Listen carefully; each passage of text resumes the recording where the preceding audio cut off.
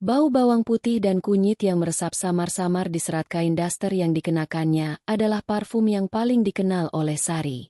Itu adalah aroma kerja keras. Aroma dapur produksi pusat yang mengawasi puluhan ribu potong ayam setiap hari. Aroma yang menjadi saksi bisu perjalanannya dari seorang penjual ayam goreng di perantoko hingga menjadi pemilik sebuah imperium kuliner yang tak pernah ia pamerkan. Namun, bagi suaminya, Bagas, aroma itu adalah tanda kekalahan. Tanda seorang istri yang tidak bisa melepaskan diri dari citra rendahan seorang juru masak. Malam itu, seperti malam-malam sebelumnya, Sari memarkir mobil sedan keluarga di garasi setelah seharian penuh berjibaku dengan audit akhir kuartal di kantor pusatnya yang sengaja ia bangun di kawasan industri, jauh dari rumah mereka di komplek elit. Ia sengaja memakai mobil sedan biasa itu untuk pulang, sementara mobil sport mewahnya yang lain terparkir manis di garasi kantor. Sebuah rahasia lain dalam tumpukan rahasia yang ia simpan dari suaminya. Ia membuka pintu rumah dengan helaan napas panjang. Kelelahan yang ia rasakan bukan lagi lelah fisik, melainkan lelah batin yang terasa menggerogoti tulangnya. Di ruang tengah yang luas dengan sofa kulit mahal dan televisi layar datar raksasa, Bagas duduk bersandar. Ia tampak necis dengan kemeja kantor yang lengannya digulung rapi hingga siku dan wangi parfum mahal yang menusuk hidung, kontras dengan aroma rempah dari tubuh Sari. Matanya terpaku pada layar ponsel, jari-jarinya lincah menari di atasnya, dan seulas senyum tipis terukir di bibirnya.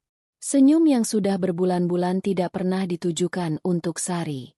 Sari berjalan melewatinya, berniat langsung ke dapur untuk minum. Kehadirannya yang membawa aroma bumbu seolah mengganggu gelembung nyaman Bagas.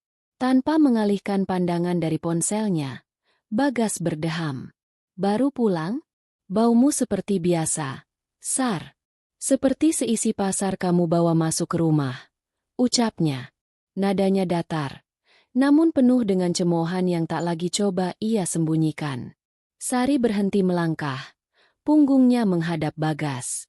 Ia memejamkan mata sejenak, menelan rasa perih yang sudah menjadi teman akrabnya. Aku lelah, Mas. Ada rapat penting tadi, jawabnya pelan, melanjutkan langkahnya ke dapur.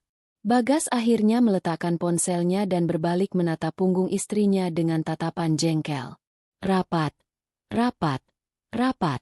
Rapat apa yang kamu urus setiap hari? Rapat menentukan harga cabai di pasar? Atau rapat dengan peternak ayam potong? Sampai kapan kamu mau terus seperti ini? Lihat teman-temanku, istri mereka manajer bank, kepala divisi di perusahaan multinasional. Mereka wangi, pintar, bisa diajak diskusi soal investasi dan ekonomi global. Sedangkan aku bahkan malu mengajakmu ke acara kantor. Sari membuka kulkas dan meneguk sebotol air mineral dingin langsung dari botolnya. Dinginnya air menjalar di kerongkongannya, sedikit membantu mendinginkan kepalanya yang mulai panas. Ia berbalik, bersandar pada kabinet dapur yang terbuat dari kayu jati solid seharga ratusan juta. Kabinet yang dipilih Bagas dan dibayar lunas oleh Sari tanpa sepengetahuannya. Memangnya apa yang salah dengan pekerjaanku, Mas? Pekerjaan ini yang menghidupi kita. Rumah ini, mobil yang kamu pakai ke kantor, semua ini. Semua ini apa? Potong Bagas cepat, berdiri dan berjalan mendekati Sari. Matanya menatap tajam. Jangan mulai lagi, Sar. Aku tahu kamu punya beberapa warung makan. Aku akui itu cukup membantu. Tapi jangan pernah berpikir semua ini hasil jerih payahmu seorang. Aku juga bekerja. Aku kepala keluarga. Gengsiku sebagai laki-laki di mana kalau aku hidup dari hasil jualan ayam istriku? Harusnya kamu mendukung karierku. Berhenti saja dari usahamu yang tidak jelas itu. Jadilah ibu rumah tangga yang normal. Rawat dirimu. Pergi ke salon, temani aku di acara-acara penting. Sari menatap wajah suaminya. Wajah yang dulu begitu ia puja, kini terasa asing. Bagas tidak tahu. Ia sama sekali tidak punya gambaran bahwa beberapa warung makan yang ia sebut itu adalah jaringan restoran Ayam Juara dengan 278 cabang yang tersebar dari Aceh hingga Papua. Ia tidak tahu bahwa rapat yang baru saja Sari hadiri adalah finalisasi kesepakatan master waralaba untuk pasar Malaysia senilai puluhan miliar rupiah. Ia tidak tahu bahwa peternak ayam potong yang ia ejek adalah sebuah perusahaan pemasok raksasa yang sahamnya sebagian dimiliki oleh Sari. Karierku tidak jelas katamu. Sari bertanya balik. Suaranya sedikit bergetar, menahan gejolak di dadanya. Tentu saja tidak jelas, sahut Bagas. Tidak ada jenjang karir, tidak ada status. Kamu hanya juragan ayam. Coba pikir, Rian, temanku di kantor, baru saja mengajak istrinya liburan ke Jepang. Dion membukakan klinik kecantikan mewah untuk istrinya. Kita? Kapan terakhir kita liburan? Sar? Kamu selalu sibuk dengan pesanan catering dan komplain pelanggan soal ayam yang kurang garing. Aku muak. Dalam hati, Sari tertawa getir. Liburan ke Jepang? Aku bisa membeli apartemen di Tokyo jika aku mau. Tapi untuk apa? Untuk memuaskan gengsimu? Untuk pamer pada teman-temanmu? Itulah alasan utama Sari menyembunyikan skala kekayaannya. Saat menikah dengan Bagas 5 tahun lalu, bisnisnya sudah mulai meroket. Namun, ia merindukan cinta yang tulus. Ia ingin seorang suami yang mencintainya sebagai Sari, wanita sederhana lulusan SD, bukan Sari sang ratu ayam crispy. Ia menciptakan ilusi bahwa bisnisnya hanyalah usaha kecil menengah, dan Bagas, dengan egonya yang setinggi langit, menelan mentah-mentah ilusi itu. Kini, eksperimen cinta tulusnya itu terbukti gagal total.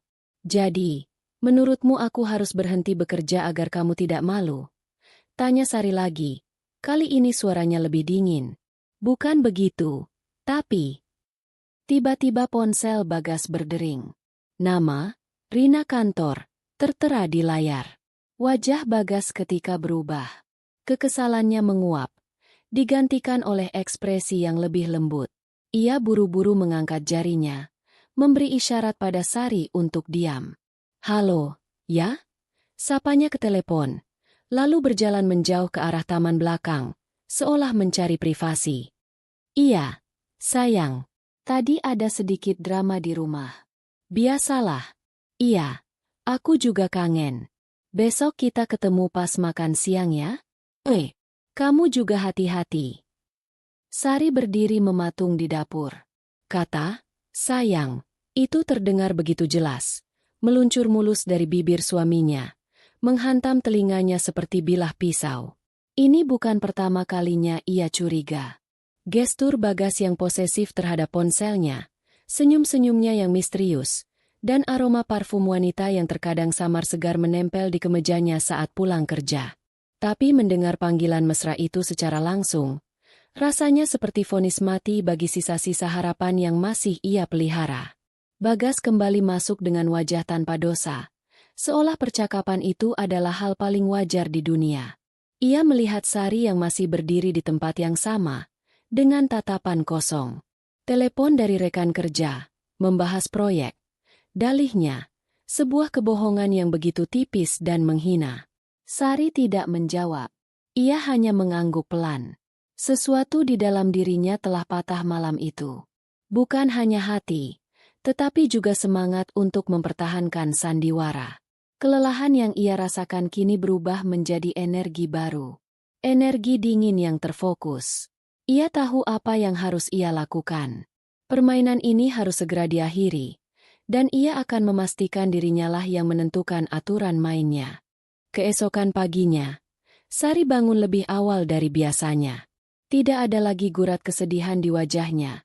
Yang ada hanyalah ketenangan yang mengherankan. Ia tidak membangunkan Bagas.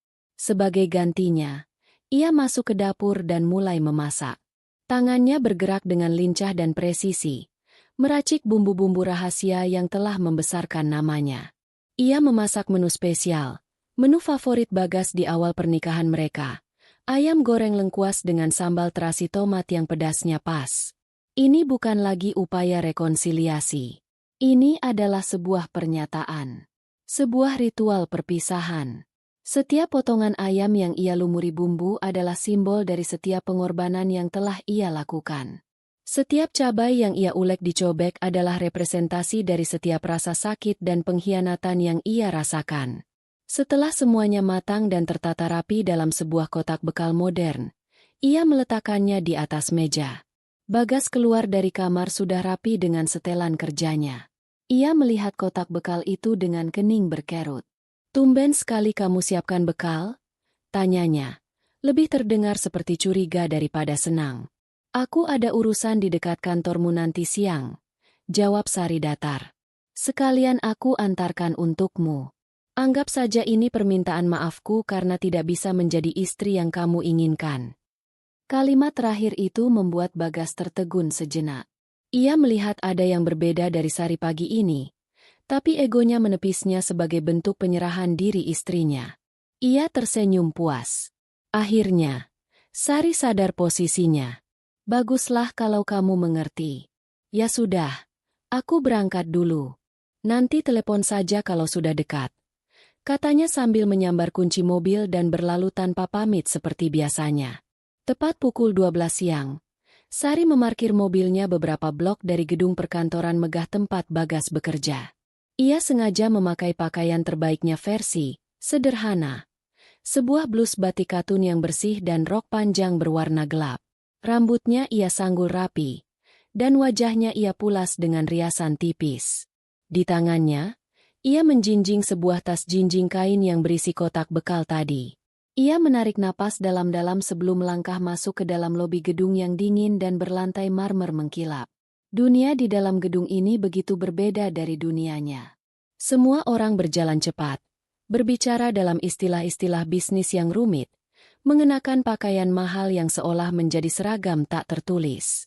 Sari merasa sedikit gamang, seperti ikan air tawar yang dilempar ke lautan. Ia mengirim pesan singkat pada Bagas bahwa ia sudah menunggu di lobi. 5 menit kemudian, Bagas turun dari lift. Namun ia tidak sendiri. Di sampingnya, berjalan seorang wanita dengan langkah penuh percaya diri. Wanita itu tinggi semampai, mengenakan gaun kerja berwarna merah menyala yang memeluk tubuhnya dengan pas. Rambutnya digerai indah, dan high heels-nya berketuk-ketuk di lantai marmer, menciptakan irama arogansi. Sari langsung mengenalinya sebagai Rina, wanita yang fotonya sering ia lihat di media sosial Bagas, ditandai sebagai rekan kerja terbaik. Wajah Bagas langsung berubah pias saat melihat Sari berdiri di dekat pilar. Ada kilat panik dan malu di matanya. Ia mempercepat langkahnya, seolah ingin menyelesaikan urusan ini secepat mungkin. "Sari, kenapa kamu sampai masuk ke dalam? Kan aku sudah bilang, telepon saja," bisik Bagas dengan nada kesal, berusaha agar Rina tidak mendengar. Tapi Rina sudah melihat Sari. Matanya yang tajam langsung memindai penampilan Sari dari ujung rambut hingga ujung kaki. Sebuah senyum sinis tersungging di bibirnya yang berpoles lipstik merah. "Oh, jadi ini istrimu, Mas?" Suara Rina terdengar manis namun menusuk. Ia melirik Bagas, lalu kembali menatap Sari. "Kirain tadi aku salah lihat. Kukira asisten rumah tangga yang disuruh mengantar makanan." Kata-kata itu diucapkan dengan volume yang cukup keras untuk didengar beberapa orang yang berlalu lalang. Wajah Sari terasa panas. Ia menatap Bagas, memohon dengan matanya agar suaminya itu mengatakan sesuatu, membelanya. Tapi Bagas hanya diam. Ia tampak serba salah, melirik ke kanan dan ke kiri, berharap bisa menghilang dari situasi memalukan itu. Keheningan Bagas adalah pengkhianatan yang paling menyakitkan. Sari mengalihkan pandangannya pada Rina. Wanita ini adalah perwujudan dari semua yang Bagas inginkan. Cantik, modern, berpendidikan, dan tampak berkelas. "Aku membawakan makan siang untuk suamiku," kata Sari, mencoba menjaga suaranya agar tetap stabil, sambil menunjukkan tas jinjing di tangannya. Rina tertawa kecil, tawa yang dibuat-buat. "Oh, romantis sekali. Zaman sekarang masih ada ya istri yang repot-repot masak dan antar bekal ke kantor. Dengar ya, Mbak." Rina melangkah lebih dekat, postur tubuhnya merendahkan. Zaman sekarang itu wanita harus pintar, harus punya karir, punya gelar. Biar bisa selevel sama suaminya. bisa jadi partner diskusi yang nyambung. Kalau cuma lulusan SD, bisanya apa selain mengurus dapur dan kasur? Setiap kata adalah cambuk. Lulusan SD. Hinaan itu, yang diucapkan dengan begitu entengnya, adalah pemicunya. Rina melanjutkan, seolah menikmati setiap momen penderitaan Sari. Kasihan Mas Bagas. Siang malam kerja keras di sini untuk mengejar posisi direktur. Tapi di rumah istrinya tidak bisa diajak bicara soal prospek ekonomi atau strategi pasar. Pantas saja kalau Mas Bagas lebih nyaman cari teman bicara di luar. Ya kan, Mas? Ia melirik Bagas dengan kedipan genit. Bagas hanya tersenyum kaku, tidak mengiyakan, tapi juga tidak membantah. Saat itulah, sesuatu di dalam diri Sari putus. Bukan putus asa. Melainkan, kabel terakhir yang menghubungkannya dengan emosi pada pria di hadapannya telah terputus total. Harapan, cinta, sakit hati, semuanya menguap, menyisakan kekosongan yang dingin dan jernih. Dengan gerakan yang tenang, Sari berjalan ke sebuah bangku kosong di dekatnya dan meletakkan tas jinjing berisi kotak bekal itu di sana. Ia kemudian berbalik menghadap Bagas dan Rina. Tatapannya tidak lagi memohon.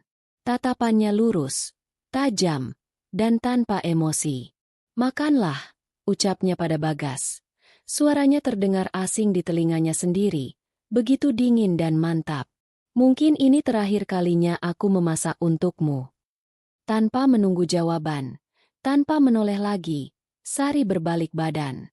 Ia berjalan dengan punggung tegak lurus, melewati pintu kaca otomatis, dan keluar dari gedung itu. Ia tidak berlari. Setiap langkahnya terukur dan penuh kepastian. Angin dari luar menerpa wajahnya, namun ia tidak merasakan apa-apa.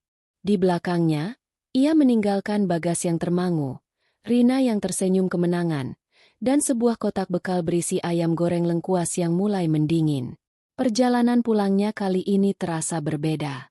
Bukan lagi perjalanan seorang istri yang terluka, melainkan perjalanan seorang ratu yang akan merebut kembali tahtanya. Sari tidak langsung pulang. Ia mengemudikan mobilnya tanpa tujuan selama hampir 1 jam, membiarkan jalanan kota yang ramai menjadi latar belakang bagi riuh pikirannya yang kini justru menjadi hening dan teratur. Hinaan Rina dan kebisuan Bagas di lobi tadi tidak lagi terasa seperti tusukan pisau. Sebaliknya, itu semua bertindak sebagai pelarut, membersihkan kabut keraguan dan sentimentalitas yang selama ini membelenggunya. Kini semuanya jernih. Tidak ada lagi jalan untuk kembali. Ia memarkir mobilnya di sebuah kafe yang sepi.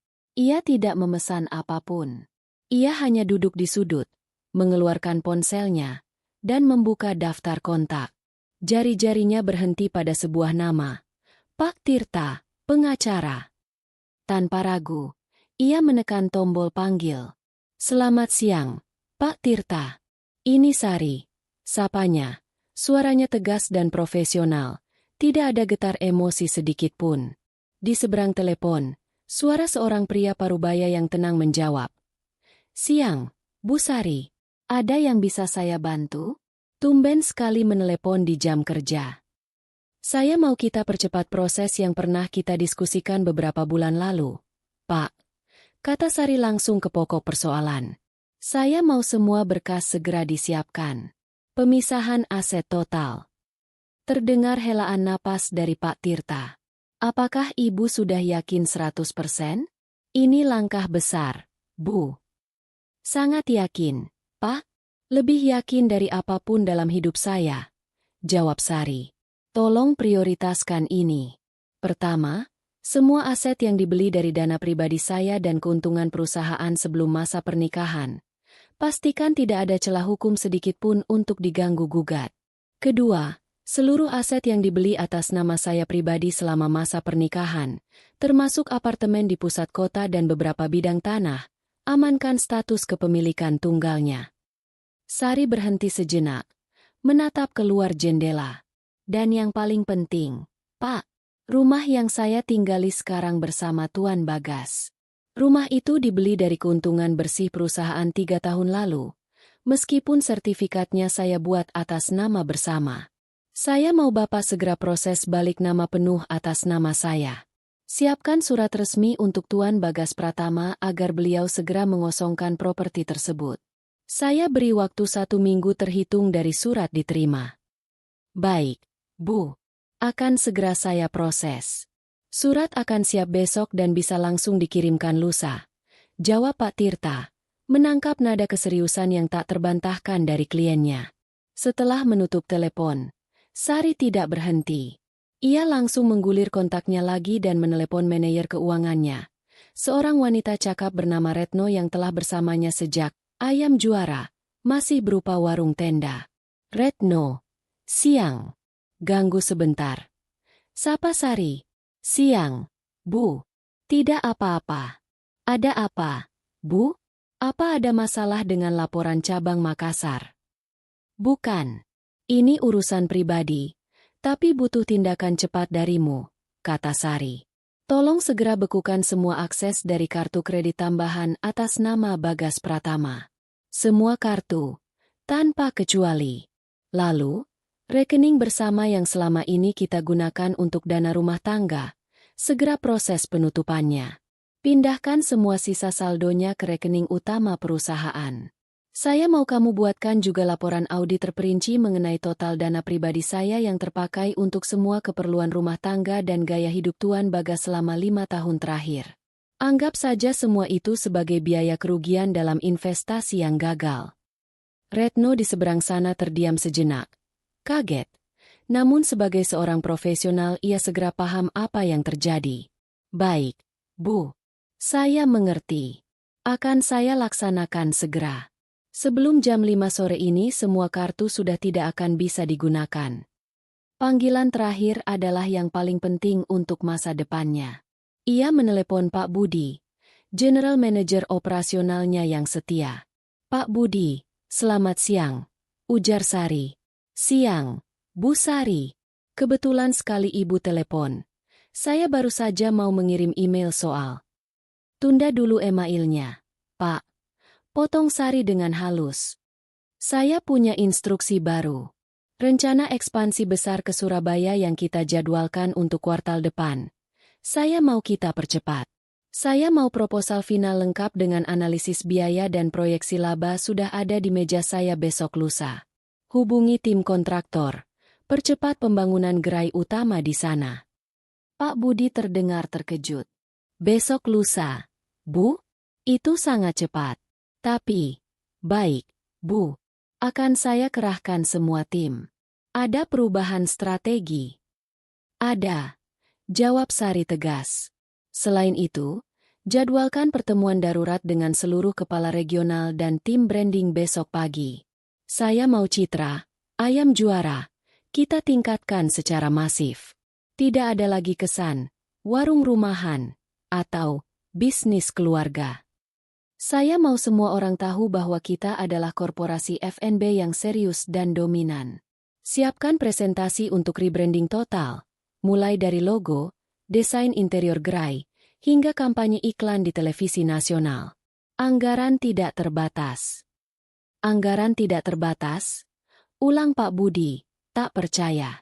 Selama ini Sari dikenal sebagai pemimpin yang sangat hati-hati dalam pengeluaran. Ya, Pak Budi. Anggaran tidak terbatas. Era bermain aman sudah selesai. Sekarang saatnya kita menunjukkan kekuatan kita yang sebenarnya. Setelah 3 panggilan telepon yang menentukan itu, Sari merasa beban berat terangkat dari pundaknya. Ia akhirnya menyalakan mesin mobil dan mengarahkannya pulang. Saat ia tiba di rumah, suasana terasa berbeda. Rumah itu tidak lagi terasa seperti sangkar emas yang memenjarakannya dalam sandiwara, melainkan sebuah benteng kekuasaan yang akan segera ia klaim kembali seutuhnya. Ia berjalan lurus ke kamar tidur utama.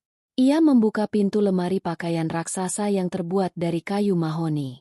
Di sisi kiri, tergantung beberapa helai daster, blus batik, dan pakaian sederhananya. Di sisi kanan, berjejer rapi koleksi kemeja bermerek milik Bagas, setelan jas mahal, deretan jam tangan mewah di dalam kotaknya, dan puluhan pasang sepatu kulit yang harganya bisa untuk membayar gaji seluruh karyawan di satu cabang restorannya selama sebulan. Semua barang itu dibeli dengan uang Sari, dipilih oleh Bagas untuk membangun citra palsunya.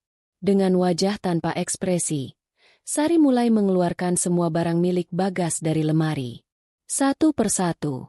Kemeja ia lipat kasar. Jas ia tumpuk begitu saja di atas tempat tidur. Jam tangan ia masukkan ke dalam kantong kresek. Ia mengambil beberapa kardus kosong dari gudang dan mulai memasukkan semua barang itu ke dalamnya. Ia tidak melakukannya dengan amarah atau kesedihan. Ia melakukannya dengan efisiensi dingin, seolah sedang membereskan barang-barang milik penyewa yang sudah habis kontrak. Setiap barang yang ia masukkan ke dalam kardus adalah simbol dari kebohongan yang telah ia biayai. Gengsi yang telah ia fasilitasi. Pengkhianatan yang ia tanggung dalam diam. 1 jam kemudian, sisi kanan lemari itu kosong melompong. Ruang kosong itu terasa begitu melegakan. Sari berdiri menatap lemari yang kini hanya berisi pakaiannya. Untuk pertama kalinya dalam bertahun-tahun, ia merasa memiliki ruang untuk bernapas. Drama ini belum selesai, tapi babak pertamanya telah ia tutup dengan tangannya sendiri. Dan ia tahu, di babak-babak selanjutnya, dialah sutradaranya. Malam itu, Bagas pulang dengan langkah yang lebih ringan dari biasanya. Kemenangan kecil di lobi kantor tadi siang terasa seperti balsam bagi egonya yang terluka. Sari, dengan kalimat perpisahan yang dingin, akhirnya menunjukkan tanda-tanda menyerah. Baginya, itu adalah bukti bahwa gertakannya selama ini berhasil. Istrinya yang kampungan itu akhirnya sadar akan posisinya. Dan untuk merayakan kemenangan ini, ia membawa serta sang pemenang yang sesungguhnya. Rina turun dari mobil Bagas dengan senyum penuh kemenangan. Ia menggandeng lengan Bagas dengan mesra. Langkahnya angkuh seolah ia adalah ratu yang datang untuk menginspeksi istana barunya. Ia sudah membayangkan akan tinggal di rumah ini, menyingkirkan semua perabotan selera rendahan milik Sari, dan menggantinya dengan gaya minimalis modern yang lebih mencerminkan statusnya.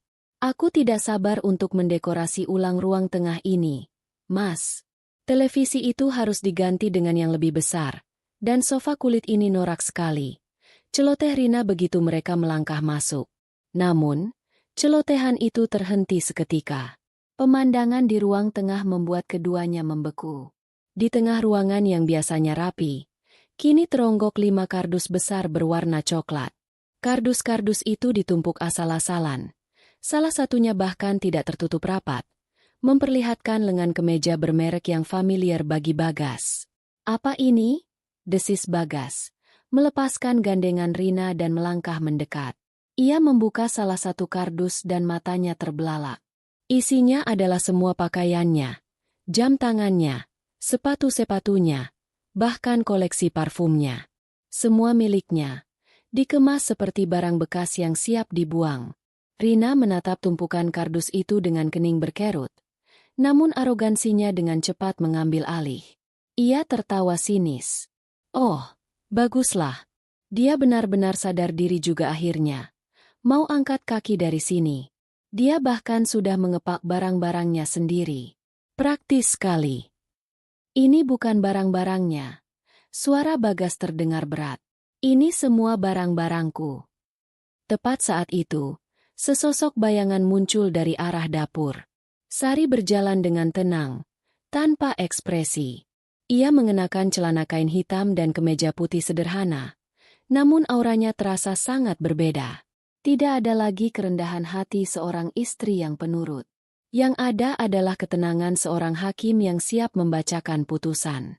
Sari, apa-apaan ini? Kenapa semua barangku ada di dalam kardus? Bentak Bagas, menunjuk tumpukan itu dengan geram. Egonya yang baru saja melambung kini terhempas ke dasar jurang. Sari berhenti beberapa langkah dari mereka. Matanya tidak tertuju pada Bagas, melainkan menatap lurus ke arah Rina. Selamat datang di rumahku, Rina. Sapa Sari, suaranya datar dan dingin. Rina membalas tatapan itu dengan senyum mengejek. Harusnya aku yang bilang begitu. Sebentar lagi, ini akan menjadi rumahku.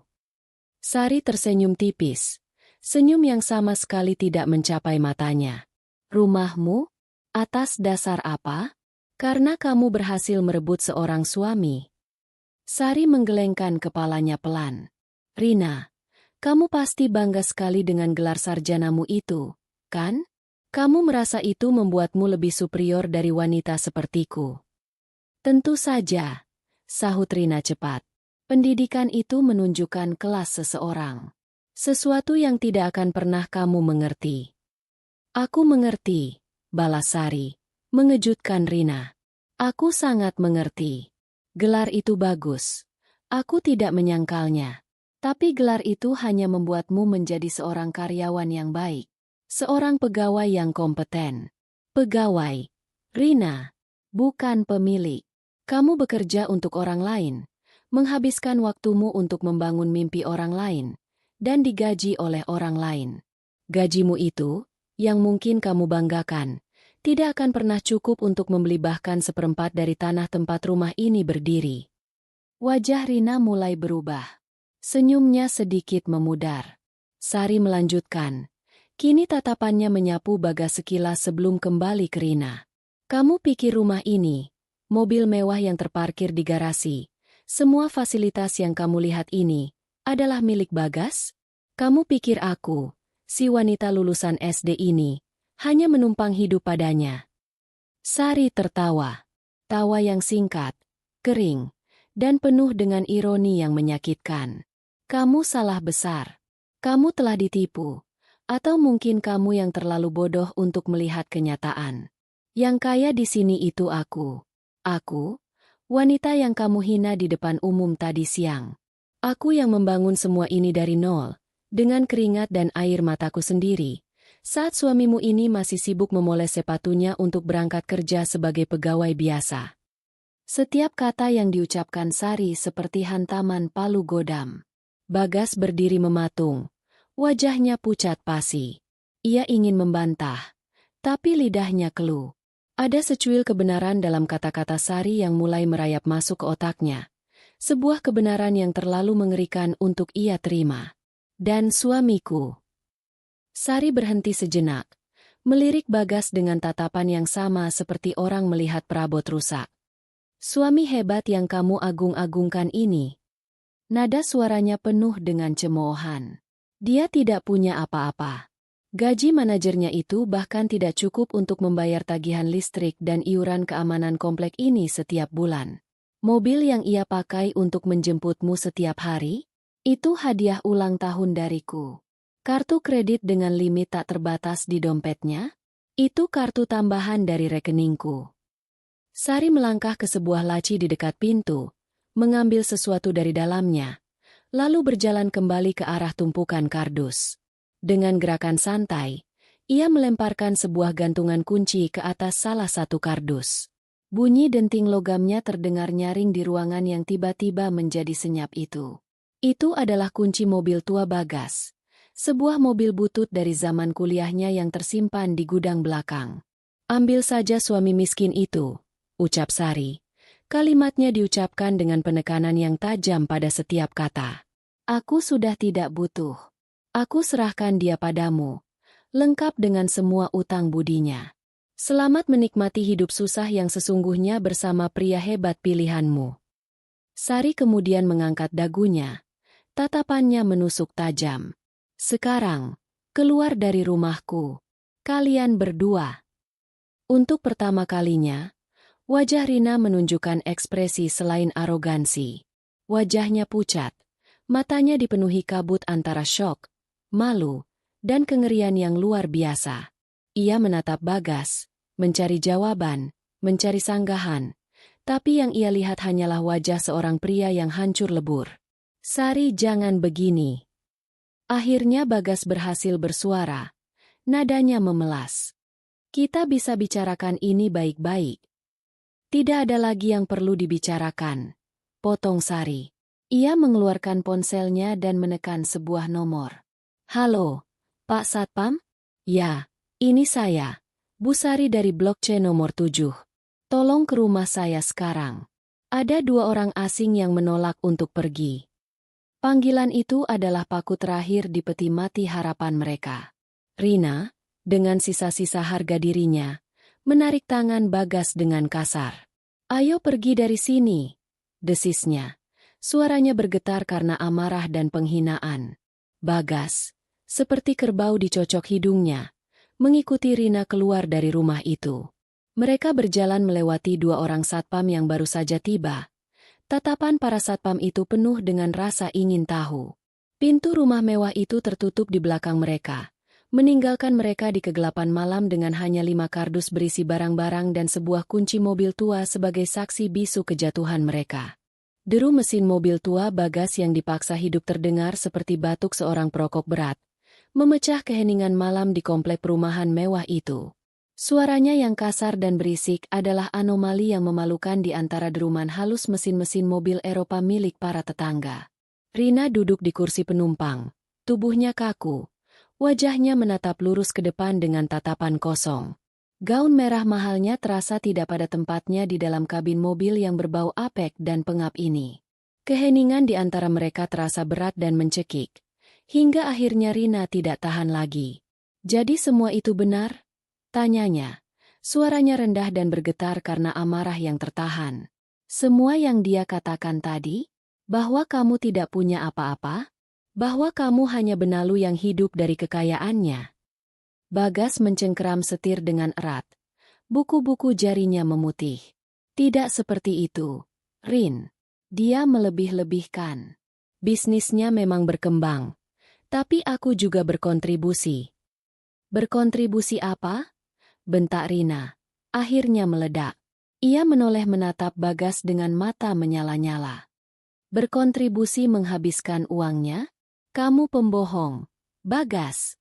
Kamu bilang kamu seorang manajer sukses yang mapan. Kamu bilang istrimu hanya beban kampungan yang menghambatmu. Ternyata apa? Ternyata kamu yang menjadi bebannya. Kamu menipuku."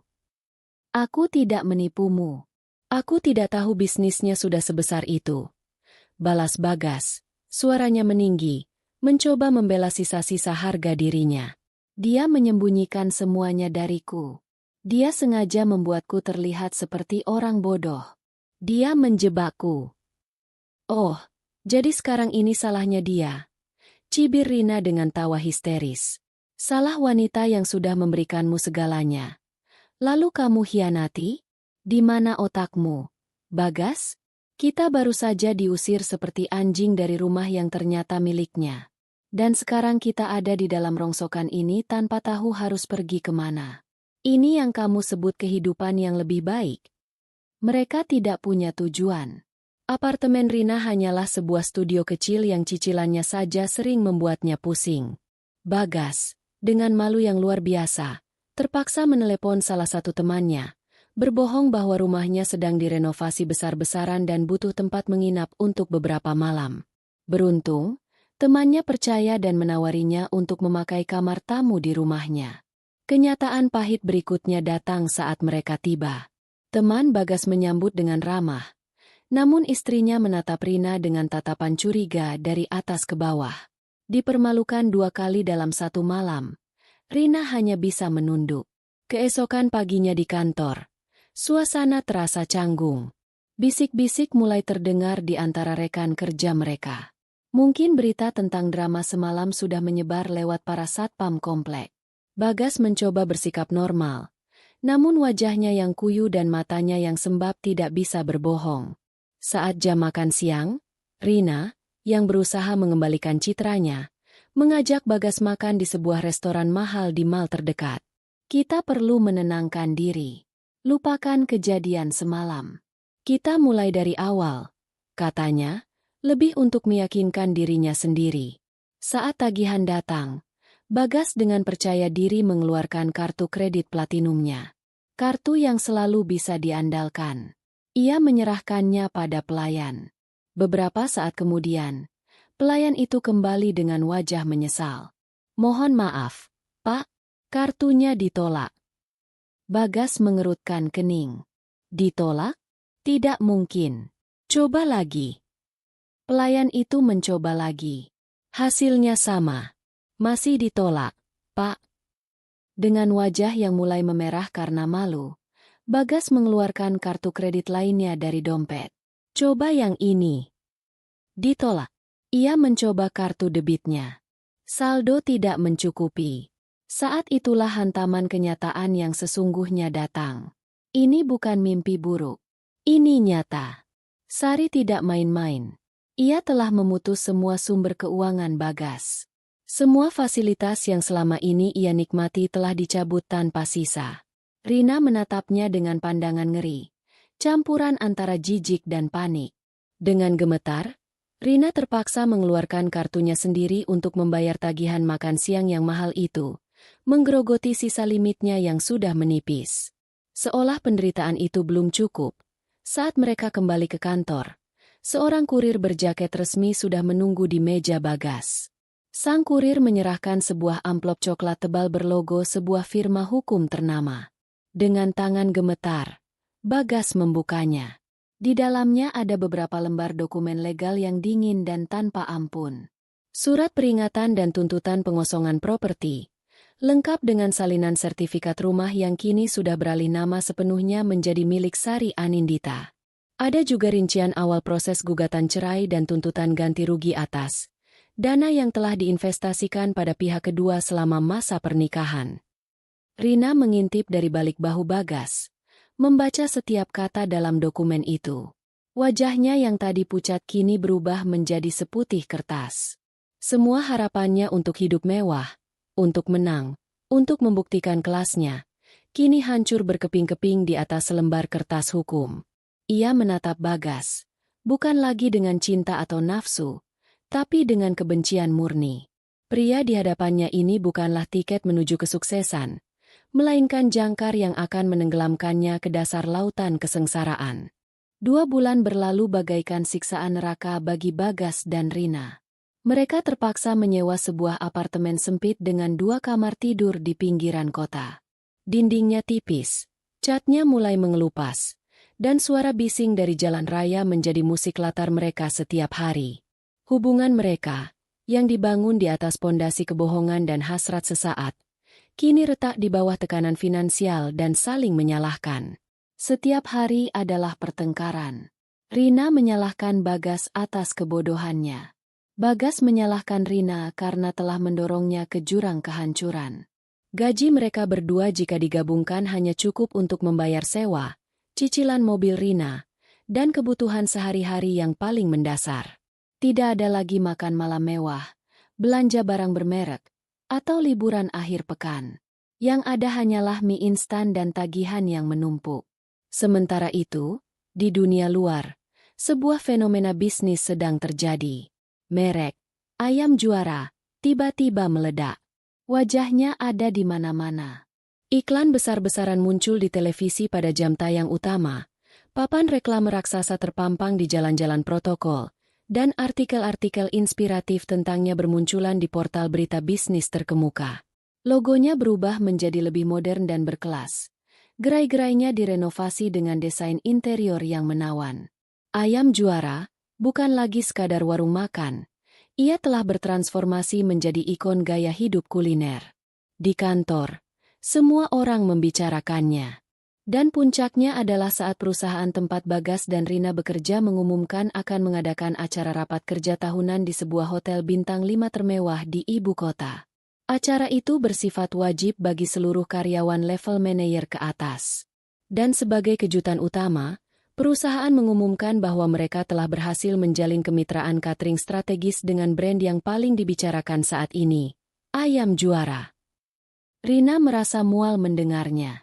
Nama itu terasa seperti kutukan. Namun, ia harus datang. Ia harus mempertahankan citranya sebagai profesional yang sukses. Meskipun di dalam hatinya ia merasa seperti seorang penipu. Dengan sisa uangnya, ia membeli gaun baru, berharap penampilan luarnya bisa menutupi kehancuran di dalamnya. Bagas, di sisi lain, tampak seperti bayangan dirinya sendiri. Ia kurus, wajahnya kuyu, dan tatapannya sering kosong. Malam acara pun tiba. Ballroom hotel itu berkilauan dengan lampu kristal dan dekorasi yang megah. Para eksekutif perusahaan berlalu lalang dengan tawa dan senyum percaya diri. Rina berusaha membaur, tersenyum pada orang yang menyapanya, sementara Bagas hanya mengekor di belakangnya seperti anjing peliharaan yang lesu. Acara mencapai puncaknya saat CEO perusahaan mereka naik ke atas panggung. Setelah menyampaikan pidato mengenai pencapaian perusahaan, ia tersenyum lebar. Dan malam ini, untuk merayakan semua kerja keras kita, kami merasa terhormat bisa menjalin kerjasama dengan salah satu ikon wirausaha paling inspiratif di Indonesia saat ini. Seru sang CEO dengan suara berapi-api. Sebuah brand yang lahir dari dapur sederhana, namun kini mengguncang industri kuliner nasional. Sebuah bukti nyata bahwa kualitas, kegigihan, dan kerja keras bisa mengalahkan segalanya. Bapak dan Ibu, mari kita berikan tepuk tangan yang paling meriah untuk pendiri sekaligus Chief Executive Officer dari Ayam Juara Group. Lampu sorot bergerak, menyorot ke sisi panggung. Musik yang megah mulai mengalun. Rina menahan napas. Entah kenapa jantungnya berdebar kencang. Bagas hanya menatap panggung dengan nanar. Dan dari balik tirai, seorang wanita melangkah ke tengah panggung. Itu adalah Sari. Bukan Sari dengan daster berbau bawang. Bukan Sari dengan blus batik sederhana di lobi kantor. Ini adalah Sari yang lain. Ia mengenakan setelan celana berwarna putih gading yang dirancang khusus, memancarkan aura kekuatan dan keanggunan. Rambutnya ditata dalam sanggul modern yang elegan, riasan wajahnya sempurna, menonjolkan tatapan matanya yang tajam dan penuh percaya diri. Ia tersenyum pada ribuan audiens, senyum seorang pemimpin yang memegang kendali penuh. Di layar raksasa di belakangnya, logo baru, Ayam Juara, bersinar terang, diikuti oleh video montase yang spektakuler. Pabrik pengolahan yang canggih dan higienis, deretan truk kontainer berlogo Ayam Juara, ratusan cabang yang ramai dikunjungi pelanggan, dan cuplikan wawancaranya di berbagai stasiun televisi bisnis. Seluruh ballroom bergemuruh dengan tepuk tangan. Semua orang berdiri memberikan penghormatan. Para petinggi perusahaan yang selama ini menjadi atasan Bagas dan Rina, kini bertepuk tangan dengan penuh kekaguman pada mantan istri Bagas. Bagi Rina dan Bagas, dunia seolah berhenti berputar. Udara di sekitar mereka terasa hampa. Ratusan pasang mata yang bertepuk tangan itu seolah kini berbalik menatap mereka, berbisik, menertawakan kebodohan mereka. Kamera acara yang menyapu penonton sempat menyorot wajah mereka selama sepersekian detik, menayangkannya di layar raksasa. Wajah Rina yang pucat pasi, mulutnya sedikit terbuka karena syok. Wajah Bagas yang hampa dan kalah. Penghinaan di lobi kantor 2 bulan lalu tidak ada apa-apanya dibandingkan ini. Ini adalah penghinaan total. Penghancuran di tingkat molekuler, disaksikan oleh seluruh dunia profesional mereka. Wanita yang ia sebut, lulusan SD, kini berdiri di atas panggung, dipuja sebagai ratu, sementara dirinya, sang sarjana yang angkuh, hanyalah sebutir debu di antara penonton. Kepala Rina terasa pusing. Ruangan mulai berputar. Suara tepuk tangan terdengar mendengung. Pandangannya mengabur. Ia merasakan kakinya lemas. Dan sebelum ia sempat mencengkeram lengan Bagas, kegelapan menelannya. Ia pingsan di tengah keramaian. Kekacauan kecil terjadi di sekitar mereka saat beberapa orang mencoba menolong Rina. Namun, kekacauan itu tidak mengganggu momen di atas panggung. Di sana, di bawah sorotan cahaya, Sari Anindita, sang ratu ayam crispy, memulai pidatonya dengan suara yang tenang dan berwibawa, sebagai pemenang mutlak yang bahkan tidak perlu menoleh ke belakang untuk melihat pecundang yang telah ia tinggalkan. Pagi hari setelah acara penghargaan yang gemilang itu, Sari tidak berleha-leha merayakan kemenangannya. Pukul 8 pagi, ia sudah duduk di puncak tahtanya yang sesungguhnya. Sebuah kursi kulit ergonomis di ruang rapat utama di lantai 25 Menara Juara, gedung kantor pusat baru yang ia bangun dalam setahun terakhir. Di hadapannya duduk jajaran direksi dan kepala departemennya, orang-orang kepercayaan yang telah menyaksikan perjalanannya dari dekat. Tidak ada lagi jejak wanita yang menyembunyikan diri. Di hadapan mereka adalah seorang visioner yang siap menaklukkan dunia. Selamat pagi, sapa Sari. Suaranya yang tenang langsung memusatkan perhatian seluruh ruangan. Seperti yang Anda semua lihat tadi malam, era Ayam Juara sebagai bisnis rumahan sudah resmi berakhir. Hari ini, kita memulai babak baru sebagai korporasi kuliner terdepan di Asia Tenggara. Ia mengoperasikan layar sentuh di hadapannya, dan sebuah presentasi yang tajam dan modern muncul di dinding kaca pintar di belakangnya. Rebranding yang kita luncurkan bukan hanya soal logo dan iklan. Ini adalah perubahan filosofi. Saya mau setiap cabang, dari Sabang sampai Merauke, memiliki standar pelayanan, kebersihan, dan kualitas yang setara dengan restoran bintang 5. Tim operasional. Saya beri waktu 3 bulan untuk implementasi total. Tim HRD. Desain ulang seragam karyawan. Saya mau mereka bangga memakai seragam, ayam juara. Berikan mereka citra profesional, bukan sekadar pelayan warung makan. Matanya beralih pada Direktur Keuangan, Retno. Retno, alokasikan dana 50 miliar rupiah untuk fase pertama ini. Dan siapkan proposal untuk pendirian, Yayasan Juara Bangsa. Yayasan ini akan fokus pada 2 hal. Memberikan beasiswa pendidikan penuh bagi anak-anak dari keluarga kurang mampu yang berprestasi, dan memberikan modal usaha bagi para ibu rumah tangga yang ingin memulai bisnis kecilnya sendiri. Keputusan itu disambut dengan anggukan hormat. Itu adalah sebuah langkah brilian. Sebuah tamparan elegan bagi mereka yang pernah merendahkannya karena status pendidikan dan gendernya. Sari tidak hanya membalas dendam, ia mengubah hinaan itu menjadi sebuah kekuatan untuk memberdayakan orang lain. Rapat berlanjut dengan pembahasan ekspansi internasional. Rencana yang dulu hanya berupa diskusi, kini menjadi cetak biru yang siap dieksekusi. Sari memimpin diskusi dengan para calon mitra dari Malaysia dan Singapura melalui konferensi video. Ia menjawab pertanyaan-pertanyaan mereka mengenai strategi pasar dan kontrol kualitas dengan data dan analisis yang tajam, membuat para pebisnis internasional itu terkesan dengan penguasaannya yang mendalam. Wanita lulusan SD yang dulu dihina, kini bernegosiasi dalam terminologi bisnis tingkat tinggi dengan para taipan dari negara tetangga. Namun, hidup Sari bukan hanya tentang pekerjaan. Kebebasan yang baru ia temukan terasa manis dalam setiap aspek kehidupannya. Sore itu, setelah rapat maraton, ia tidak pulang dengan sedan keluarga yang membosankan. Ia turun ke basement pribadi, di mana mobil sport konvertibel berwarna merah miliknya terparkir. Mobil yang selama ini ia sembunyikan dari Bagas. Dengan atap terbuka, ia melaju di jalan tol, membiarkan angin menerbangkan rambutnya yang kini ia potong lebih pendek dan modis. Ia menyetel musik dengan volume kencang, ikut bernyanyi dengan suara sumbang tanpa ada yang akan mengkritiknya. Ia tertawa sendiri, tawa lepas yang tulus. Tawa seorang wanita yang akhirnya menjadi pemilik tunggal atas hidupnya sendiri. Ia tidak lagi harus mengecilkan dirinya untuk membuat orang lain merasa besar. Malamnya, ia tidak makan sendirian di rumah mewahnya yang kosong. Ia mengajak tim intinya, Pak Budi, Retno, dan beberapa manajer senior lainnya, ke sebuah restoran Jepang kelas atas. Mereka makan, bercanda, dan mengenang masa-masa sulit saat mereka masih berjuang bersama di warung tenda. Saya masih ingat, Bu, dulu kita pernah kehujanan sampai semua bahan baku basah kuyup, kenang Pak Budi sambil tertawa. Ibu tidak panik, malah mengajak kita semua bikin mie instan pakai sisa air panas di termos. Dan ibu bilang, suatu hari nanti, kita akan makan di tempat di mana atapnya tidak mungkin bocor. Timpal Retno.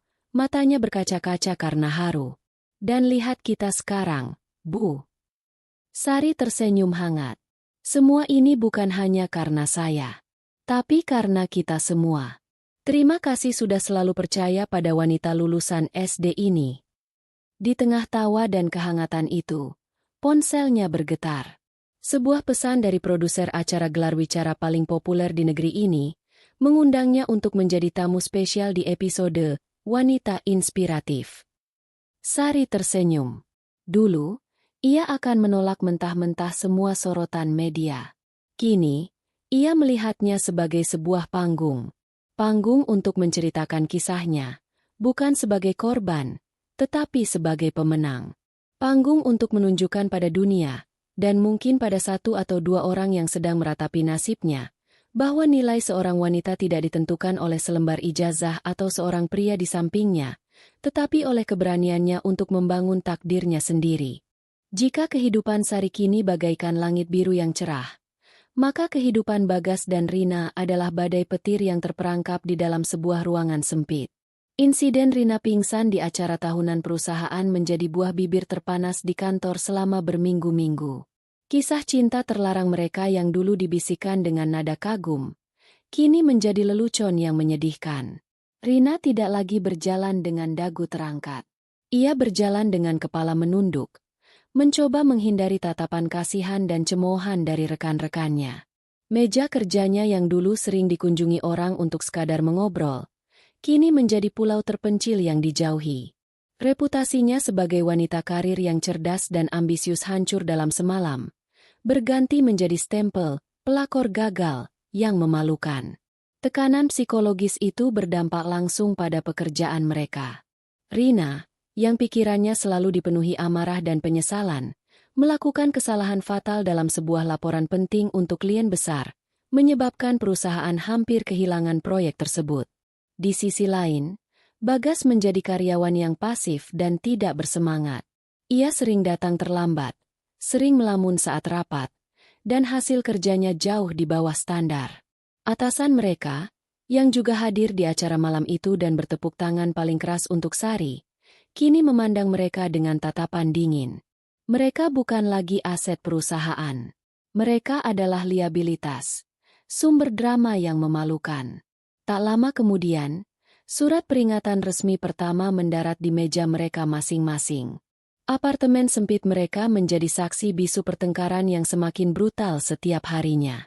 Pemicunya bisa apa saja. Suatu sore, saat berbelanja di sebuah minimarket untuk membeli bahan makanan murah, mata Rina tertumbuk pada sebuah majalah bisnis di rak kasir. Wajah Sari terpampang di sampulnya, dengan judul besar, Sari Anindita, dari dapur rumahan ke puncak kekuasaan kuliner Asia Tenggara. Rina menyambar majalah itu seolah benda itu telah membakarnya. Di apartemen, ia melemparkan majalah itu ke wajah Bagas yang sedang termenung di sofa. "Lihat ini!" teriaknya histeris.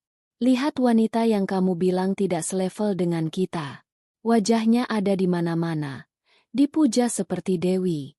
Sementara aku terjebak di neraka ini dengan pecundang sepertimu. Lalu aku harus bagaimana?" balas Bagas. Amarahnya yang terpendam akhirnya meledak. "Ini semua juga karena kesombonganmu. Kamu yang terus-menerus merendahkannya. Kamu yang mendorongku untuk menceraikannya. Kamu pikir aku menikmati hidup seperti ini?" Cinta dan gairah yang pernah ada di antara mereka telah menguap tanpa sisa, digantikan oleh kebencian dan rasa jijik yang pekat. Mereka adalah dua orang asing yang terpaksa tinggal bersama karena keadaan. Masing-masing melihat cerminan kegagalan mereka pada wajah pasangannya. Pukulan terakhir bagi Rina datang sebulan kemudian. Ia dipanggil ke ruang HRD. Dengan alasan, restrukturisasi perusahaan untuk efisiensi, kontrak kerjanya dihentikan. Semua orang tahu itu hanya alasan formalitas. Ia dipecat. Gelar S1 yang selalu ia banggakan, pengalaman kerja yang ia kumpulkan, semuanya tidak berdaya menyelamatkannya dari kehancuran reputasinya. Kini, mereka hanya bergantung pada gaji Bagas, yang sebenarnya juga sudah di ujung tanduk. Mereka tidak mampu lagi membayar sewa apartemen. Dengan sisa uang yang ada, mereka pindah ke sebuah rumah kontrakan petakan di sebuah gang sempit dan padat. Satu ruangan yang berfungsi sebagai ruang tamu sekaligus kamar tidur, dengan dapur kecil dan kamar mandi seadanya di belakang. Tetangga mereka adalah para buruh pabrik dan pedagang pasar. Inilah realitas baru Rina, sang sarjana yang dulu bermimpi tinggal di gria tawang mewah. Ironisnya, dari depan kontrakannya, ia bisa melihat gemerlap lampu menara juara milik Sari yang menjulang tinggi di kejauhan, sebuah monumen abadi bagi semua yang telah ia hilangkan. Hidup di kontrakan petakan bersama Rina yang kini menjadi pengangguran yang sinis dan pemarah, adalah siksaan harian bagi Bagas. Setiap hari ia harus mendengar omelan dan makian tentang betapa bodohnya dirinya, betapa sengsaranya hidup mereka sekarang. Di sisi lain, Setiap kali ia menyalakan televisi atau membuka media sosial, wajah Sari dan kesuksesan, ayam juara, seolah menghantuinya. Suatu malam, sebuah berita di televisi menyiarkan liputan khusus tentang Yayasan Juara Bangsa. Mereka menayangkan wawancara dengan beberapa mahasiswa penerima beasiswa penuh dari Yayasan Sari.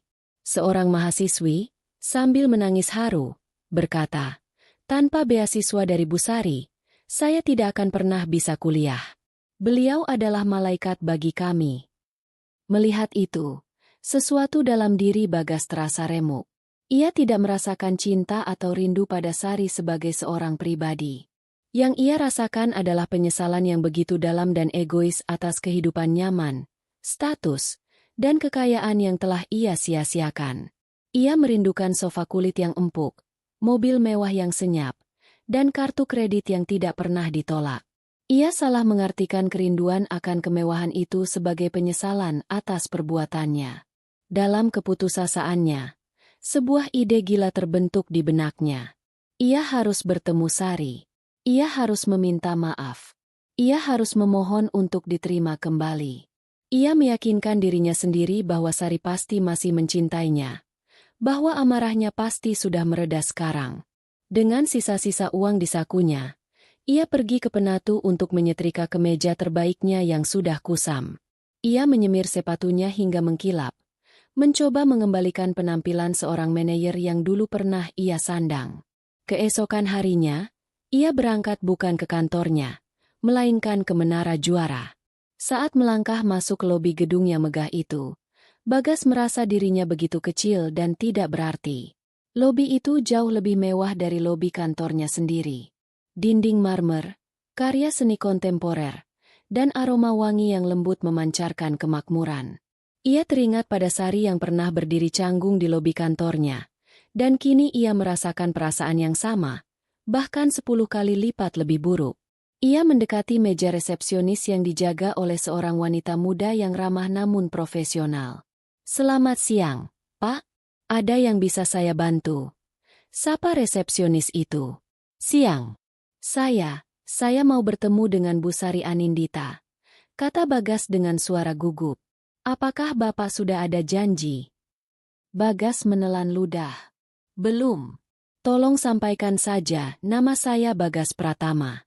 Bilang saja, ini urusan pribadi yang sangat penting."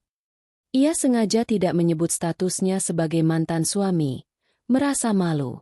Sang resepsionis menatapnya dengan tatapan yang sulit diartikan, campuran antara profesionalisme dan rasa ingin tahu. Ia mengangkat telepon. "Selamat siang, Mbak Laras. Mohon maaf mengganggu. Di lobi ada Bapak Bagas Pratama. Ingin bertemu dengan Ibu Direktur. Beliau bilang urusan pribadi." Baik. Saya sampaikan." Resepsionis itu meletakkan gagang telepon. "Mohon ditunggu sebentar, Pak. Bapak bisa duduk di ruang tunggu sebelah sana." 15 menit yang terasa seperti selamanya. Seorang asisten pribadi turun menemuinya. Bukan untuk mengantarnya ke kantor Sari di lantai teratas, melainkan membawanya ke sebuah ruang pertemuan kecil yang steril dan tanpa jendela di area lobi. Sebuah langkah yang jelas menunjukkan batasan. Bagas tidak akan diizinkan masuk lebih jauh ke dalam dunia Sari. Tak lama kemudian, pintu terbuka. Sari masuk. Ia mengenakan blus sutra berwarna biru tua dan celana palazzo. Wajahnya tenang, tatapannya netral. Ia duduk di seberang Bagas, dipisahkan oleh meja kaca yang dingin. Melihat wanita yang dulu adalah istrinya kini duduk di hadapannya dengan aura yang begitu kuat dan jauh, pertahanan Bagas runtuh seketika. "Sari." Ia memulai. Suaranya bergetar. Air mata mulai menggenang di pelupuk matanya. Aku minta maaf. Aku tahu aku salah. Aku buta. Sari. Aku buta oleh gengsi dan kesombongan. Rina, dia yang mempengaruhiku. Aku bersumpah, aku tidak pernah bermaksud menyakitimu." Ia mulai menangis, sebuah tangisan yang menyedihkan. "Aku tersiksa. Sari. Hidupku hancur. Aku tidak bisa hidup tanpamu." Aku rindu kehidupan kita yang dulu. Aku mohon, beri aku satu kesempatan lagi. Aku akan berubah. Aku janji. Aku akan mendukungmu. Aku akan menjadi suami yang pantas untukmu.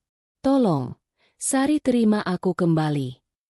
Sari mendengarkan seluruh ratapan itu tanpa menyela. Wajahnya tidak menunjukkan emosi apapun. Ia menunggu sampai Bagas menyelesaikan permohonannya yang menyedihkan. Keheningan menyelimuti ruangan itu selama beberapa saat. Hanya menyisakan isak tangis Bagas. Akhirnya, Sari angkat bicara. Suaranya tenang, namun setiap katanya terasa tajam dan menusuk. Penyesalanmu tidak ada artinya lagi, Bagas, katanya.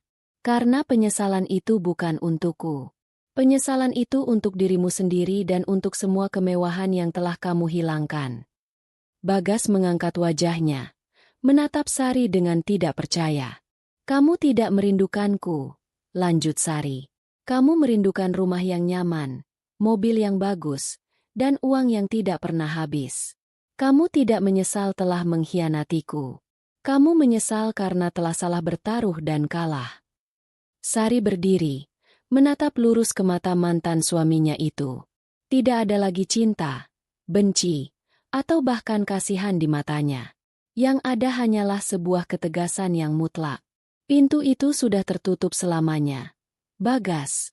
Pintu itu tertutup pada saat kamu membiarkan wanita itu menghinaku sebagai wanita lulusan SD. Dan kamu sebagai suamiku hanya diam membisu. Momen itu adalah akhir dari segalanya. Ia berjalan menuju pintu. Sebelum keluar, ia berhenti sejenak tanpa menoleh. Sekarang, pergilah. Dan tolong, jangan pernah datang ke sini atau mencoba mengganggu hidupku lagi. Pintu tertutup dengan pelan, meninggalkan Bagas sendirian di dalam ruangan steril itu, meraung dalam tangis penyesalan yang terlambat dan sama sekali tidak berguna. 2 tahun telah berlalu. Waktu, sang penenun takdir yang paling adil, telah menyelesaikan sulamannya. Benang-benang nasib yang pernah kusut kini telah terurai, masing-masing menuju muaranya yang tak terelakkan. Di sebuah auditorium universitas paling bergengsi di negeri ini, ribuan pasang mata menatap ke arah panggung dengan penuh kekaguman. Udara dipenuhi oleh aura intelektualitas dan harapan. Hari itu adalah puncak acara seminar kewirausahaan nasional, dan pembicara utamanya bukanlah seorang profesor tua atau ekonom lulusan luar negeri. Pembicara utamanya adalah seorang wanita yang kisahnya telah menjadi legenda urban di dunia bisnis. Sari Anindita berdiri di podium, tampak bersahaja namun memancarkan wibawa yang luar biasa dalam balutan busana tenun modern. Di layar di belakangnya tidak ada logo perusahaan, hanya kutipan sederhana. Karakter lebih keras bicaranya daripada ijazah. Selamat siang, para calon pemimpin bangsa, sapa Sari. Suaranya yang tenang menggema di seluruh ruangan. Banyak orang bertanya pada saya, apa rahasia sukses saya? Apakah ada formula ajaib? Atau strategi bisnis yang tidak pernah saya ungkapkan? Jawabannya lebih sederhana dari itu. Ia berhenti sejenak. Tatapannya menyapu para mahasiswa yang mendengarkan dengan saksama. Rahasia saya hanya satu. Saya tidak pernah membiarkan pendapat orang lain tentang masa lalu saya mendefinisikan masa depan saya. Dulu, lanjutnya, ada yang berkata pada saya bahwa saya tidak akan bisa menjadi apa-apa karena latar belakang pendidikan saya yang rendah. Hinaan itu bisa saja menjadi batu yang menenggelamkan saya. Tapi saya memilih untuk menjadikannya batu pijakan.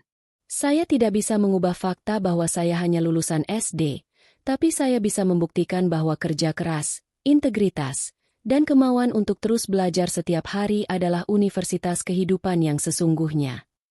Maka hari ini, saya ingin berpesan pada Anda semua, terutama para wanita hebat di ruangan ini, kata Sari, suaranya sedikit meninggi penuh semangat. Gelar sarjana Anda adalah alat yang luar biasa. Manfaatkan itu. Tapi jangan pernah biarkan alat itu membuat Anda merasa lebih superior dari orang lain. Jangan pernah merendahkan mereka yang bekerja dengan tangan, karena seringkali tangan mereka lebih jujur daripada pikiran orang-orang yang merasa paling pintar. Ingat, pada akhirnya, Pasar tidak akan bertanya apa gelarmu. Pasar akan bertanya, apa nilai yang bisa kamu berikan? Tepuk tangan membahana memenuhi auditorium. Setelah acara selesai, Sari dikerumuni oleh para mahasiswa yang ingin berfoto dan berterima kasih. Di antara kerumunan itu, beberapa anak muda dengan seragam alma mater yang sama mendekatinya dengan malu-malu. Mereka adalah angkatan pertama penerima beasiswa penuh dari Yayasan Juara Bangsa. Mereka tidak berkata apa-apa, hanya menyalami Sari dengan mata berkaca-kaca. Sebuah ucapan terima kasih yang lebih dalam dari kata-kata apapun. Sari tersenyum, menepuk pundak mereka satu persatu. Inilah kemenangan terbesarnya. Bukan menara gedung atau pundi-pundi uang, melainkan harapan yang bisa ia tanamkan pada generasi berikutnya. Di belahan lain kota, di sebuah pusat perbelanjaan kelas bawah yang ramai dan pengap, seorang wanita dengan seragam petugas kebersihan berwarna biru kusam sedang mendorong troli berisi ember dan kain pel. Wajahnya yang dulu cantik dan terawat kini tampak lelah dan lebih tua dari usianya. Gurat-gurat kepahitan terukir jelas di sudut bibirnya. Rambutnya diikat asal-asalan di balik topi seragam. Dialah Rina. Setelah dipecat, reputasinya hancur total. Tidak ada satupun perusahaan korporat yang mau menerimanya. Ijazah S1 kebanggaannya menjadi tidak lebih dari selembar kertas tak berguna. Ia dan Bagas berpisah setahun yang lalu setelah pertengkaran hebat yang berakhir dengan saling usir dari kontrakan mereka yang menyedihkan. Terlilit utang dan tanpa keahlian lain selain pekerjaan kantoran, ia terpaksa mengambil pekerjaan apapun yang bisa ia dapatkan untuk bertahan hidup. Saat sedang membersihkan tumpahan minuman di lantai area Pujasari, matanya tanpa sengaja bertemu pandang dengan seorang wanita elegan yang sedang duduk makan bersama keluarganya. Wanita itu adalah Retno, Direktur Keuangan Sari. Retno tertegun sejenak. Matanya melebar karena kaget mengenali Rina. Tidak ada cemoohan di mata Retno. Yang ada hanyalah keterkejutan dan sekilas rasa kasihan. Namun bagi Rina, tatapan itu terasa seperti tamparan paling keras. Dengan cepat ia membuang muka, mendorong trolinya dan bergegas pergi ke toilet, bersembunyi di dalam bilik yang pesing, menangisi nasibnya yang ironis. Wanita yang dulu menghina pekerjaan, dapur, kini harus membersihkan sisa-sisa makanan orang lain untuk menyambung hidup. Sementara itu, ratusan kilometer dari gemerlap ibu kota, di sebuah kota kecil yang berdebu, nasib Bagas tidak lebih baik. Ia akhirnya dipecat dari pekerjaannya beberapa bulan setelah Rina. Performanya yang terus menurun menjadi alasan yang tidak bisa lagi ditolerir. Malu dan dikejar penagih utang kartu kredit, ia melarikan diri kembali ke kampung halamannya. Tanpa koneksi dan keahlian spesifik di kota kecil itu, ia terpaksa bekerja sebagai kuli bangunan di proyek pembangunan ruko. Siang itu, di tengah istirahat yang terik, ia duduk di sebuah warung kopi reot di seberang proyek. Keringat membasahi kaosnya yang lusuh. Tangannya kapalan dan kotor oleh semen. Di televisi butut milik pemilik warung, sebuah program berita siang menayangkan liputan tentang Anugerah Wirausaha Wanita Indonesia. Dan di layar itu, muncullah wajah Sari. Ia tampak anggun menerima piala penghargaan dari seorang menteri, tersenyum cerah ke arah kamera. Di bawah namanya tertera tulisan, Sari Anindita, CEO Ayam Juara Group. Bagas hanya bisa menatap layar televisi itu dengan pandangan kosong. Tidak ada lagi amarah. Tidak ada lagi penyesalan yang meluap-luap. Yang tersisa hanyalah kehampaan yang dingin. Ia melihat wanita di layar itu. Wanita yang pernah tidur di sampingnya. Wanita yang pernah ia hina dan hianati. Kini wanita itu berada di puncak dunia. Sementara ia berada di dasar jurang yang paling dalam. Ia mengangkat cangkir kopi dinginnya dengan tangan yang gemetar, menertawakan kebodohannya sendiri dalam diam. Hidup memang telah menuliskan babak akhirnya. Sari, yang dinilai dari masa lalunya, berhasil membangun masa depan yang cemerlang untuk dirinya dan ribuan orang lainnya. Bagas dan Rina, yang menilai orang lain dari status dan penampilan yang dangkal, kini terperangkap dalam takdir yang mereka ciptakan sendiri dari kesombongan dan kebodohan mereka. Di menara kantornya yang tinggi, Sari menatap matahari terbenam di cakrawala kota. Ia tidak lagi memikirkan mereka berdua. Papan catur permainan hidupnya sudah lama ia bereskan. Dan ia sudah memulai permainan baru yang jauh lebih besar dan bermakna. Dialah yang tertawa terakhir. Bukan tawa kemenangan yang mengejek, melainkan tawa kelegaan seorang jiwa yang telah menemukan kedamaian dan kebahagiaannya sendiri. Dan itu adalah kemenangan yang paling hakiki. 5 tahun setelah Sari Anindita menolak permohonan maaf mantan suaminya di ruang pertemuan yang dingin itu, peta kehidupan telah berubah secara drastis dan permanen. Nama, Ayam Juara, tidak lagi hanya sebuah merek, melainkan telah menjadi bagian dari leksikon nasional. Saham Ayam Juara Group, kini dengan kode emiten, Juara, menjadi salah satu saham blue chip paling diburu di lantai bursa. Menara Juara kini menjadi salah satu landmark di ibu kota, sebuah monumen kokoh dari baja dan kaca yang membuktikan bahwa fondasi paling kuat adalah kerja keras. Sari, di usianya yang kini memasuki awal 40-an, telah bertransformasi. Ia bukan lagi hanya seorang CEO yang tangguh, melainkan seorang negarawan di dunia bisnis. Ia sering diundang oleh pemerintah untuk menjadi penasihat dalam Komite Pengembangan UMKM Nasional dan menjadi pembicara utama di forum-forum ekonomi internasional. Namun, sorotan publik yang paling ia nikmati adalah yang berhubungan dengan Yayasan Juara Bangsa. Yayasan itu kini telah membiayai ribuan mahasiswa di seluruh negeri dan melahirkan ratusan wirausahawan baru dari program modal usaha untuk ibu rumah tangga. Salah satu momen paling membahagiakan baginya adalah ketika ia meresmikan sebuah rumah sakit ibu dan anak gratis di kampung halamannya, dibangun sepenuhnya dari dana pribadi dan keuntungan yayasan. Kehidupan pribadinya pun menemukan ketenangan yang selama ini ia dambakan. 2 tahun setelah perceraiannya, ia bertemu dengan Ardi, seorang arsitek bertangan dingin yang dikenal dengan desain-desainnya yang humanis dan ramah lingkungan. Mereka tidak bertemu di acara gala yang mewah, melainkan saat Ardi menjadi sukarlawan untuk merancang sebuah perpustakaan komunitas yang didanai oleh Yayasan Sari. Ardi tidak terkesan dengan kekayaan Sari. Ia terpesona oleh ketajaman pikiran, kehangatan hati, dan ketangguhan semangat Sari. Ia mencintai Sari, sang wanita, bukan Sari sang konglomerat. Pernikahan mereka dilangsungkan secara sederhana, hanya dihadiri oleh keluarga dan sahabat terdekat. Dari pernikahan itu, lahirlah seorang putra bernama Banyu, yang kini berusia 2 tahun dan menjadi pusat dunia Sari di luar ruang rapat. Sari akhirnya memiliki apa yang selalu ia inginkan, sebuah keluarga yang dibangun di atas fondasi cinta, rasa hormat, dan kesetaraan. Di sudut lain takdir, kehidupan Rina adalah antitesis dari Sari. Setelah dipecat dan kehilangan segalanya, ia tidak pernah bisa bangkit kembali. Stigma sebagai pelakor gagal, yang ceritanya menjadi legenda di dunia korporat membuatnya mustahil mendapatkan pekerjaan kantoran lagi.